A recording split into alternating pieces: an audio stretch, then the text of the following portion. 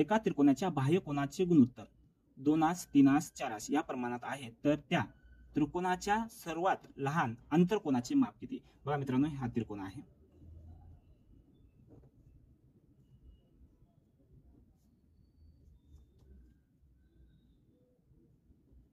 बरं, हे त्रिकोण आहे.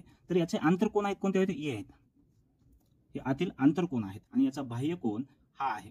सपोज आपण एकाच याच्यावरून उदाहरणात घेऊ, म्हणजे याच्यावरून समजून घेऊ.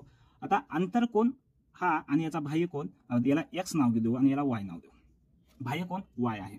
बघा, बाह्य कोनाची बेरीज, बाह्य कोनांची बेरीज किती असते? 360. बाह्य कोनांची बेरीज 360 असते. किती? 360 असते. बघा, बाह्य कोनाचे काय दिलेले आहेत? गुणोत्तर दिले आहेत. 2 3 आणि 4.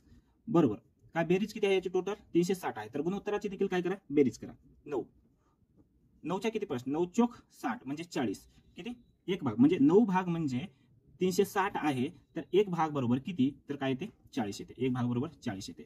तर बाह्य कोन काय म्हटलेलं आहे? त्या बाह्य कोनाचा म्हणजे सर्वात मोठ्या काय म्हणाले प्रमाण आहे, तर त्या त्रिकोणाच्या सर्वात लहान आंतरकोनाचे माप किती? बघा, लक्षात घ्या मित्रांनो, जे बाह्य कोन सर्वात मोठा असतो तर त्याचा आंतरकोन सर्वात छोटा असतो.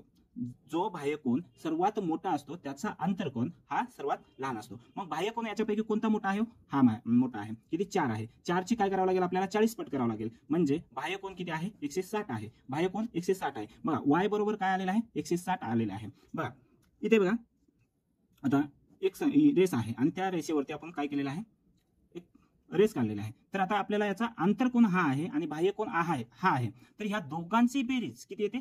180 येते. किती? 180 येते. कारण काय? बघा, हा अर्धा वर्तुळ बनतो, हा अर्धा वर्तुळ बनतो. वर्तुळ किती असतो? 360चा असतो. किती? 360चा असतो. 360 अंशाचा असतो. तर याच्यामधला मग वरती किती राहणार हो? 180 असणार.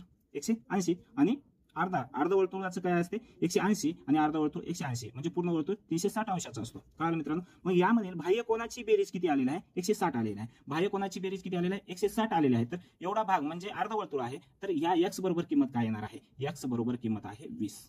x बरोबर किंमत 20 म्हणजे आंतरकोनाची बेरीज आपल्याला काय सांगता येते? 20. तर पर्यायामध्ये एक नाही, हे जे 200 दिले हे चुकून पडलेलं आहे. तर पर्याय क्रमांक पहिला हे आपलं उत्तर आहे.